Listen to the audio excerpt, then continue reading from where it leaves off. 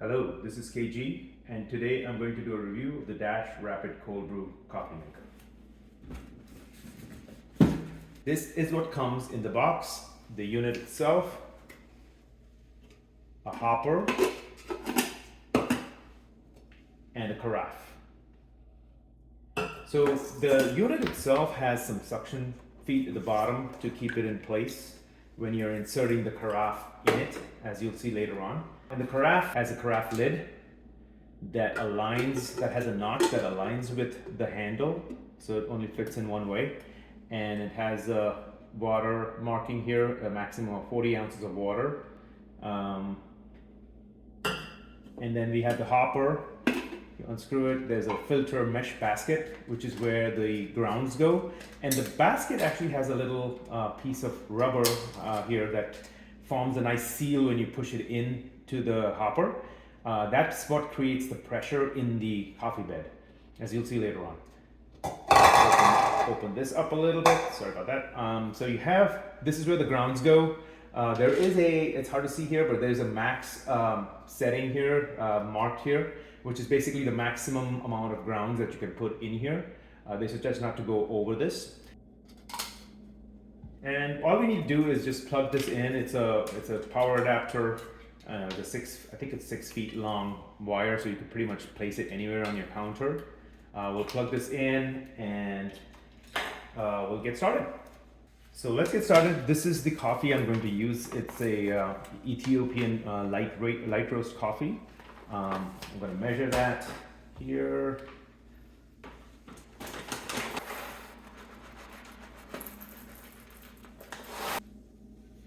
I'm going to grind at a grind setting of 8 on my Ode Gen 2 grinder over here. That's basically on the coarser end, but it's still medium coarse, not fully coarse.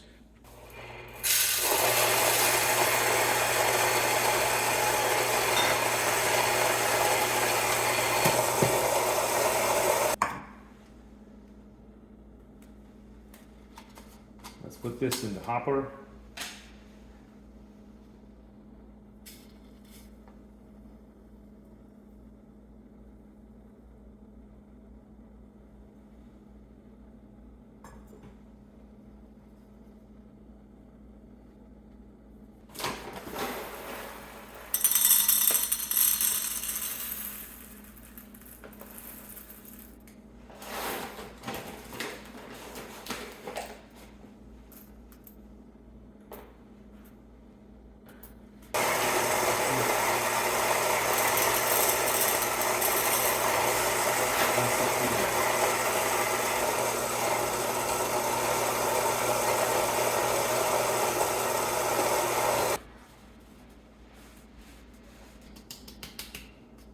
Okay, so I've got roughly 160 grams of coffee in here, which is what brings it up to this max level here. I'll tamp it down a little bit. It's nice and even bed. Okay, let's close this up. Let's put it in the hopper. Just push it in a little bit so that the suction is tight. The lid back on. You hear a nice little click. That's it. And then let's put this back on the top of the unit. So as you can see, this is there's a little bit of notch here, which matches up to the notch on the top of the unit. It only goes in one way, and then it requires a little bit of a push as well. And you kind of hear a little faint click. There's probably a switch in there that triggers a status to the unit saying it's secure. Okay, as you can see, I made a little bit of a mess here. I'm going to clean that up. So I'm measuring this down to the grams because I wanted to eventually compare the same amount of coffee, the same amount of water, using a traditional mason jar and a filter recipe to make cold brew and compare the tastes. So I measured 160 grams of coffee, and I'm going to use the max 40 ounces of water. Okay, so I have my 40 ounces of water, cold water, and I'm going to put the lid back on. There you go, nice and secure. Push this in. So this is where the suction feet come in handy because you have to really push the carafe in, and I think it makes a little click as well, and only then will it let you brew. So let's try. Now I'll have to hold the top of the unit as well so that it doesn't fall over. Push it in. Yeah, see, the light comes on as soon as it's nice and secure. Otherwise, if you don't push it all the way in, the light won't come on and it won't let you brew. So now we're ready to brew. So all you need to do now is to decide what level of strength you want, mild, regular, and bold. I think the mild, I believe is, yeah, so the mild is about 8 minutes, 20 seconds according to the manual. And the regular is 12 minutes, bold is 17 minutes. I'm gonna go with the regular for now. As soon as I click that, the lights, indicator lights light up. This actually counts down as the brew is going on, and when it gets to 0, it will stop on its own. So let's start. Let's hit the start button. There we go. Off it goes. It's a little loud.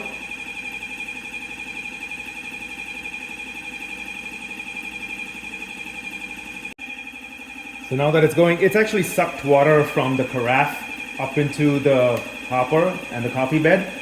And I think what it's doing now is basically brewing the coffee and then sending the coffee, the brewed coffee, back into the carafe. As you can see, it's turning brown, the liquid, the water. So it's going to continue doing that until all of the coffee is brewed, and then it'll stop.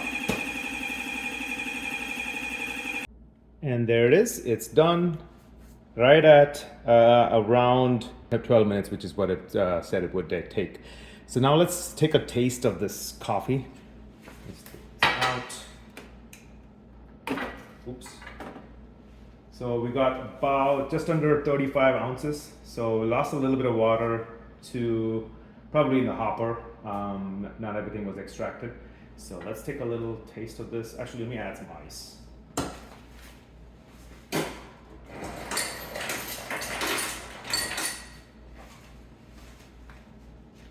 Go.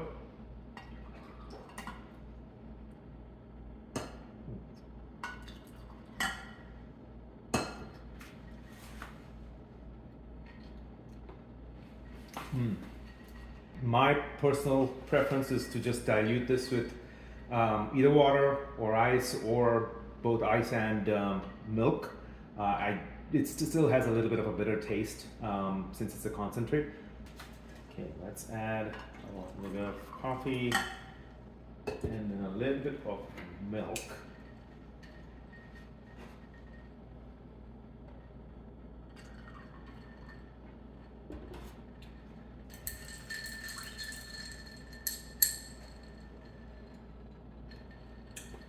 That tastes much better. Still probably need to add a little bit of sugar to it. Either you can add sugar, honey, syrup, whatever you need, whatever your preference. So this is basically concentrate. So you could just keep this in your fridge and dilute it to taste whenever you need to drink cold brew. There you go.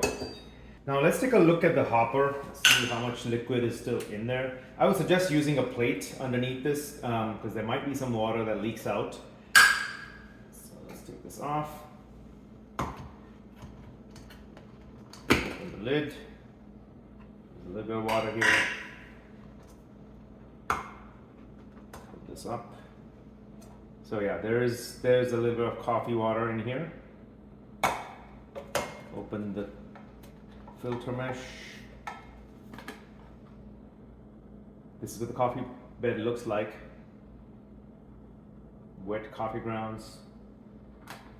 So one thing about this is every single component here, they say you cannot put it in the dishwasher. You have to manually hand wash it.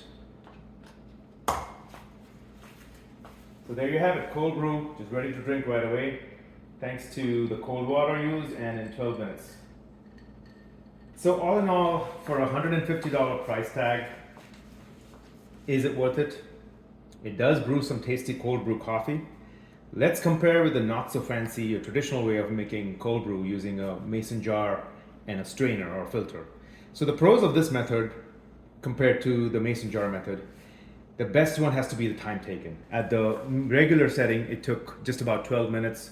The maximum bold setting, the strongest setting would be about 17 minutes according to the guide, and then the mild one would be 8.5 minutes. So definitely beats overnight steeping required with the mason jar technique. I also like that the carafe itself can be used as a serving jar to directly pour into the glass, and it looks nice stored away as opposed to a mason jar in the fridge. And this is kind of like a foolproof, consistent way of making cold brew every time, where you let the machine do its thing. So some of the cons for me are, it does have a little bit of a mess here inside the coffee bed in the hopper. But I mean, the main thing is that these need to be hand washed. You cannot dishwash them. It's not dishwasher safe. There is also a possibility that the water pump might go bad over time, as with any electrical or electronics device. Not sure what the longevity is on this. And the other thing would be, it is expensive. It's $150 versus what, about $25, $30 for like a mason jar and some filters. And one last thing, and this is more my own personal belief, others may or may not agree. While the coffee does taste fine, even good, I would say, but this is a metal mesh filter, as you can see here. This is a metal mesh. So with a metal mesh, they say that some of the coffee oils from the ground coffee does seep into the coffee because the mesh is not fine enough, or not fine as compared to like a paper filter.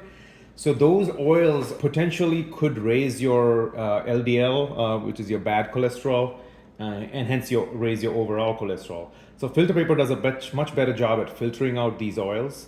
I will leave a link to articles on this in the description if you want to take a gander. But that would be my main concern. I don't know. I don't think we can replace this with a paper filter in here without messing up the operation. So in summary, if you are an impatient person or find you have run out of your cold brew concentrate right when you need it the most, and I've been there a few times, then this might be a good alternative. You can just brew yourself a new batch of cold brew in less than 15 to 17 minutes and don't care or agree with the health concern that I just pointed out, then this might be well worth it. Sound off in the comments what you think. I might do a follow-up to just compare this with the old-fashioned cheap way to make cold brew, just using a mason jar and a filter and leaving it overnight to steep in the fridge from a taste perspective. So subscribe and give a thumbs up if you like this video to be notified of future videos. Thanks for watching.